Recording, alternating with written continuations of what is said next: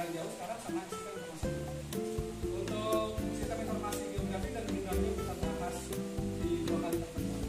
Ya, nanti selebihnya lebih banyak praktikum sederhana menggunakan aplikasi Google Maps. Ya, untuk kartografi beberapa sudah selesai. 2 kali pertemuan kemarin sudah membahas seluruh konten tentang APL. Di tugas kemarin ada kesulitan. Tugas yang terakhir dan kumpulin juga nilai dengan bagus.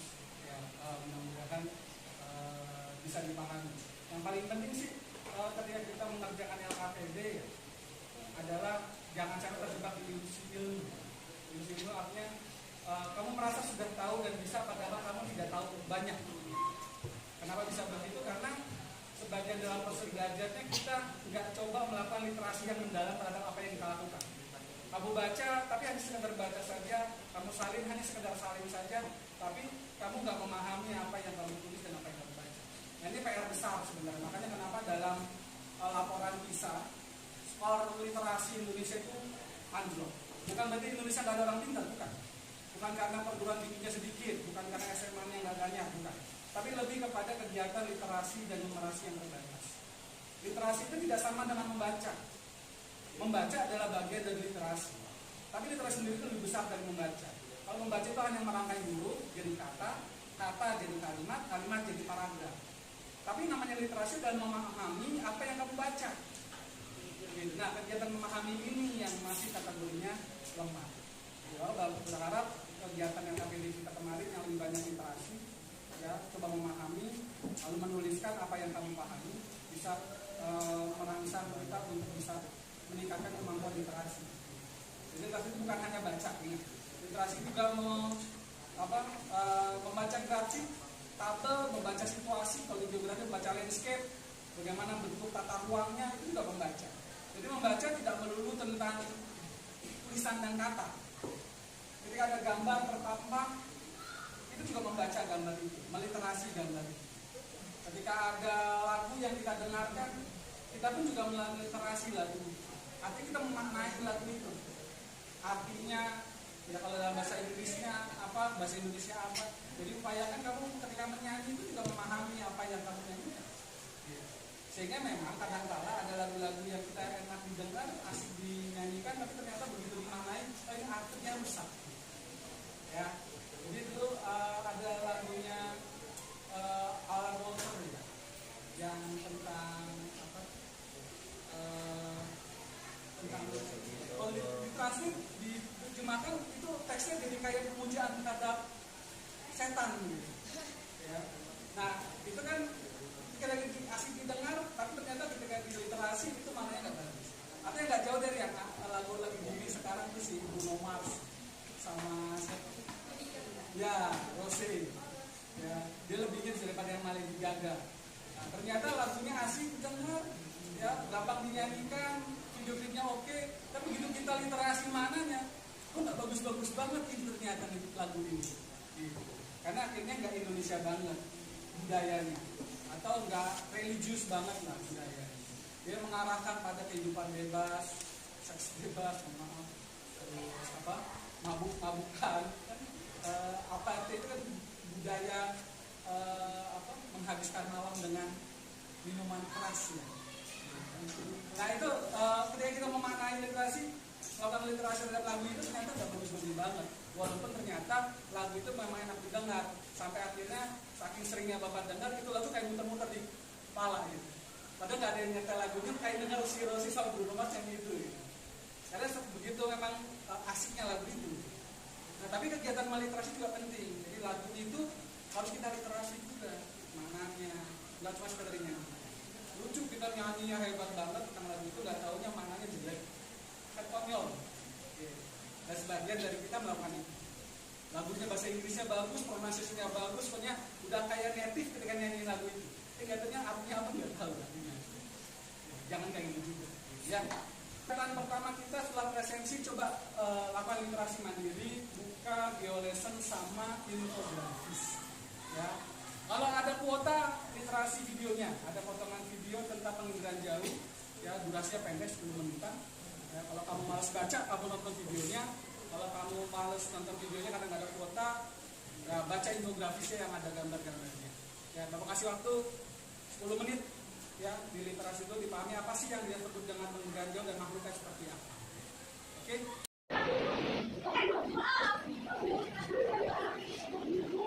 Jangan gue dulu.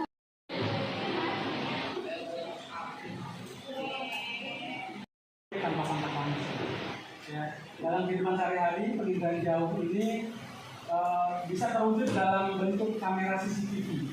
Dalam hal sederhana, ya sistem kerjanya sama dengan kamera CCTV. Jadi objeknya ada di X106, tapi pengamannya tadinya ada di ruang mobil parasol. Jadi kita bisa mengetahui apa yang terjadi di X106 atau kontak langsung dengan menggunakan kamera CCTV. Jadi cara kerjanya serupa dengan kamera. Jadi kita dengan kamera CCTV mampu mengamati objek-objek yang tidak berada di tempat yang sama dengan kita. Itu artinya penginderaan jauh. Nah, skema penginderaan jauh adalah skema memanfaatkan alat indera pada mata kita. Jadi kalau lihat dari definisi penginderaan jauh ini ada dua kata ya. Ada 5 sensi. Yang pertama penginderaan, yang kedua kata jauh. Penginderaan apa penginderaan? Dari kata indera. Indera itu alat sensor atau pengaman. Alat sensor. Sensor itu adalah alat mengenali objek di sekitar kita. Normalnya kita cuma punya alat 5 alat indera. Mata, hidung, telinga, kulit. Yang normal 5. Yang ngaku-ngaku lebih dari 5, nggak normal. Orang-orang bilang paranormal. Para itu di atas, normal ya, normal. Jadi di atas normal. Ya. Kalau kurang dari 5 namanya abnormal. Ab itu tidak di bawah, ya, di bawah. Abdomen itu di bawah. Kalau normal, di bawah normal. Ya. Mau di bawah normal, di atas normal, keduanya sama-sama tidak. Jadi kalau kamu nggak bisa melihat demit, ya berarti kamu normal. Kamu nggak bisa melihat kapal. Kita menggunakan mata, telinga, hidung, mulut, lidah, kulit untuk mengenal lingkungan kita. Objek kita terkenal dengan cara sebenarnya. Dari warna melalui mata, dari bentuknya melalui mata, dari suaranya melalui, dari aromanya, dari rasanya melalui. Jadi objek-objek kita harus menggunakan mata. Karena bisa kita kenal. Kalau misalkan asinnya garam dengan asinnya mecin, kan asinnya masako, ya atau algi. Itu beda. Meskipun kita tidak kita ini sudah mampu membedakan. Nah, kita membedakan mana manis, mana asam, mana asin, itulah yang bisa kita membedakan. Ya, kamu bisa bedakan mana suara asin, mana suara putih. Ya, maka kamu bisa bedakan mana asin, mana putih. Suaranya itu yang namanya penilaian. Kamu bisa bedakan mana yang cakep, mana yang sangat cakep, mana yang cantik, mana yang lebih cantik. Dan kita sudah menentukan mana yang ganteng, mana yang ganteng. Dan itu kita manfaatkan juga penglihatan. Objeknya berada di tempat yang jauh. Objeknya tidak berada di tempat yang sama dengan kita. Itu makna dari kata jauh. Jadi kalau secara harfiah penginderaan jauh itu kita mencari informasi tentang objek tanpa kontak langsung dengan objek. Nah itu definisi penginderaan jauh. Jadi kalau komponen-komponennya berfungsi, ada 5 komponen utama: sumber tenaga, sensor, warna, objek, dan image atau citra. Ini adalah komponen penginderaan jauh. Kalau salah satunya tidak muncul, proses penginderaan tidak bisa dilakukan. Skemanya kurang lebih digambarkan dengan pada gambar ini. Sistematika bagaimana proses penginderaan jauh ini bekerja. Saat kita sebagai user interpreter, ya, orang yang menginterpretasi ingin mengetahui informasi sebuah objek, di mana objek ini tidak berada di tempat yang sama dengan kita, maka kita membutuhkan alat mata tambahan. Tambahannya adalah berupa kamera, sama kayak sini.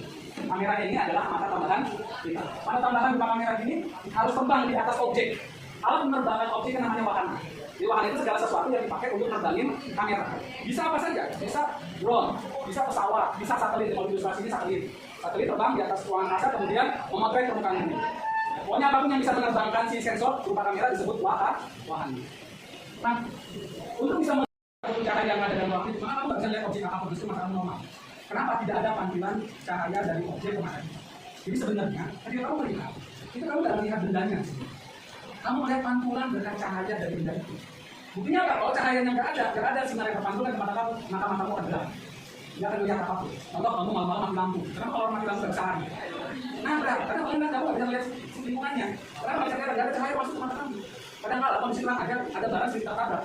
Ini apalagi kondisi nggak ada cahaya itu. Apa yang terjadi ketika cahayanya kurang? Remah-remah. Buram orang dulu. Jadi yang bilang maghrib, remah itu kadang-kadang udah nggak lagi awas karena cahayanya kurang. Jadi faktor utama dari penginderaan mata adalah cahaya. Maka namanya dalam teknologi penginderaan cahaya adalah sumber energi. Diterima oleh objek. Objek memantulkan cahaya, lalu diterekam oleh sensor yang terbang bersama wahana. Sensor akan mentransfer data ke stasiun pemrosesan data, kemudian data tersebut diproses, kemudian menghasilkan image atau gambar. Gambar inilah yang kemudian diamati oleh user, kita, interpreter.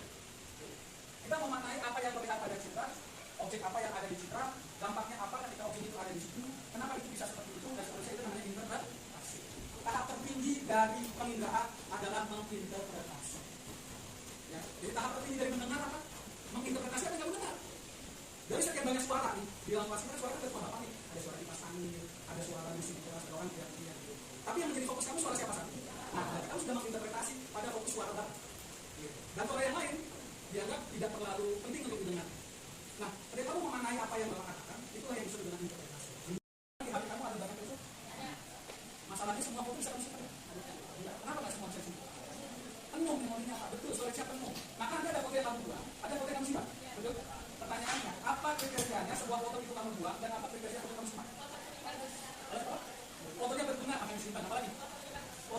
kamu yang cantik banget. Teman sebelahnya lagi kamu doa mbak, yang dua. Ada kenangannya, ada orang yang kita sayang. Ibu, bapak, adik, kakak. Atau orang yang kita demenin. Atau sosok idol, apa main bola atau tokoh-tokoh yang kamu idolakan kamu suka. Tapi kalau kira-kira ini orang nggak kenal kita, kita nggak kenal dia, juga siapa, pasti kan juga. Ya. Kalau mau fotonya jelek, mukamu lagi jelek, lagi mantap, bisa dibuka barang lagi mantap. Ya. Nah, ketika kamu memutuskan mana yang disimpan, mana yang di atas, kamu sudah melakukan interpretasi, memaknai gambar yang ada di dalam kita. Mana yang layak disimpan, mana yang tidak. Ya. Ketika kamu melihat foto cowok yang belum kamu idam-idamkan, nggak masalah kalau kamu idam-idamkan cewek. Masalahnya kalau yang kamu idam-idamkan fungsi tertinggi dari penginderaan adalah interpretasi.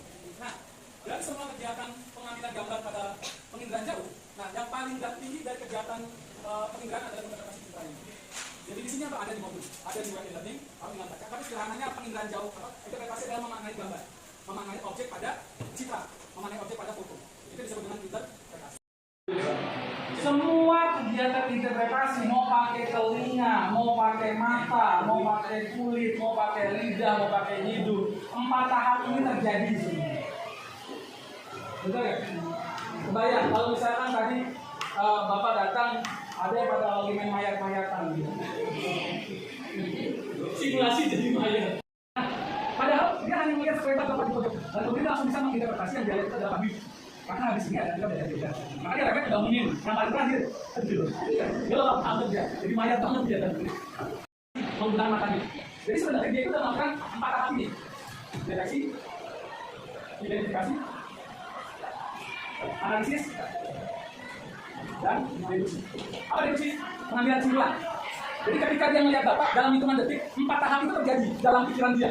Deteksi, melihat ada sosok besar, pakai baju biru, nongkrong berdiri di pojokan. Ya, kemudian dia langsung identifikasi. Lagi gede baju biru, jam terakhir. Dia ulang identifikasi. Belum benar. Pasti lagi kemudian benar kan dia? Belum benar. Benar. Langsung deduksi. Woi, bangun, tadi datang. Jadi sebenarnya proses deteksi sampai deduksi terjadi dalam hitungan detik dari sekarang. Jadi apapun yang kamu dengar, apapun yang kamu lihat, apapun yang kamu rasa, tahap interpretasi terjadi. Kamu ngolek garam, masukin ke lidah. Kamu hanya beberapa detik untuk menunjukkan bahwa ini adalah garam, ini adalah kecap, ini adalah lada. Tapi sebenarnya dalam sekian detik itu tahapan interpretasi terjadi. Ya, dari deteksi sampai deduksi. Untuk objek-objek yang sudah kamu kenali, itu kan terjadi sangat cepat. Tapi untuk objek-objek yang tidak kamu kenali, yang sudah lama nggak kamu temui, proses identifikasi sampai deduksi itu waktu. Jadi kalau kita, jadi itu kan sedih banget sebenarnya. Tapi kalau dia beberapa detik, ini loh, gue yang kemarin, dulu waktu gue yang ini dulu. Lu kan kalau berak di sana, kan? Nah, itu yang buruk. Karena sesuatu yang buruk, sesuatu yang baik, itu kan mudah dilihat. Tapi yang biasa-biasa aja kan gitu. Susah dilihat biasa. Oh, kaget ya? Biasanya belum bahasa Jepang gitu ya, saya udah tahu anak kan salah apa. Nah, beberapa kan itu kenapa beberapa detik, kemudian gitu, lihat apa? Ini sama Pak. Kita udah sadar beberapa detik kan. Nah, jadi kita proses identifikasi, yang gagal, kemudian bagian hasil poin.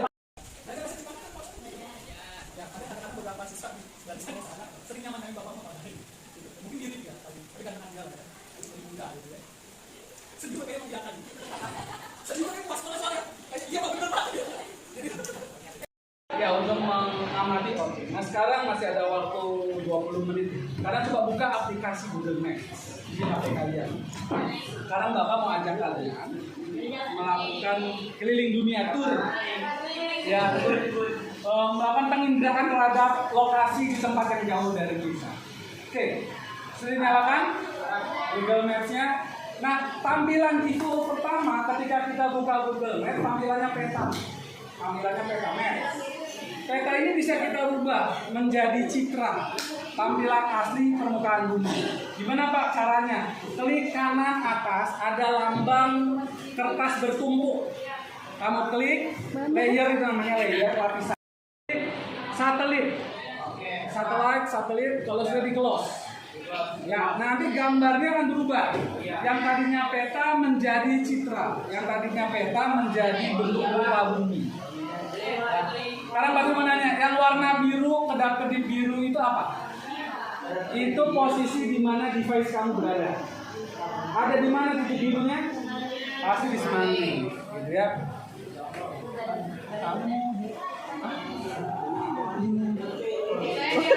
Dari internet. Bagian atas ada soft penjaga tanda lu, tulis ketik Paris Prancis, Paris, France. Ya, France. Dia biasa ejanya bahasa Inggris. Si Google juga bahasa Inggris. Oke, kalau sudah ketemu ada berapa pilihan, cari yang kira-kira posisi kota Paris, kamu klik. Nah, nanti Google akan nerbangin kamu ke kota Paris. Oke. Nah, icon kota Paris itu yang paling terkenal. Nah, coba cari menara Eiffel, nah kamu zoom. Nah, hebatnya Google Maps saat ini dia sudah bisa nampilin gambar 360 derajat. Jadi di pojok bawah biasanya ada foto, ada tanda lingkaran. Nah, kamu klik, nah akan tampil tampilan 360 derajat secara horizontal dan secara vertikal. Keliling ya kota Paris ya. Nah, kurang lebih meskipun Bapak juga belum pernah ke kota Paris dan kamu juga belum pernah Eropa, kita sekarang ke Asia Barat, ke Asia Selatan, ke Asia Barat. Coba pilih Makkah. Ya, Makkah, Masjidil Haram. Makkah, Saudi Arabia. Coba. Makkah, Saudi Arabia atau Masjidil Haram. Nanti kemudian Google akan mengantarkan kamu ke atas Ka'bah. Ya. Oh iya, ini Ka'bah. Baik. Ya. Ketika kamu sudah Masjidil Haram, nanti Google akan mengarahkan kamu ke atas, tepat di atas Masjidil Haram. Lantai Masjidil Haram warnanya apa? Putih. Padahal kita belum pernah ke sana. Tapi kita bisa tahu. Nah, ini namanya penginderaan jarak. Lagi bisa eksplorasi dulu di lain kesempatan. Ya. Tapi sekarang kita mau fokus ke LKPD dulu untuk oleh-oleh di rumah. Ya. Nanti kita selesaikan di rumah dalam 15 menit. Sekarang buka LKPD 8. LKPD 8 itu ada 3 rangkaian. Ada kegiatan 1, 2. Rangkaiannya agak panjang karena dia menggabungkan 2 kegiatan belajar, KBM Bio 8 dan 9 Bapak jadi 1 di LKPD. Ya, jadi nanti akhir dari kegiatan KBD 8 adalah membuat sketsa perjalanan rumah sekolah dan sketsa lingkungan SMA 5 menggunakan Google Maps.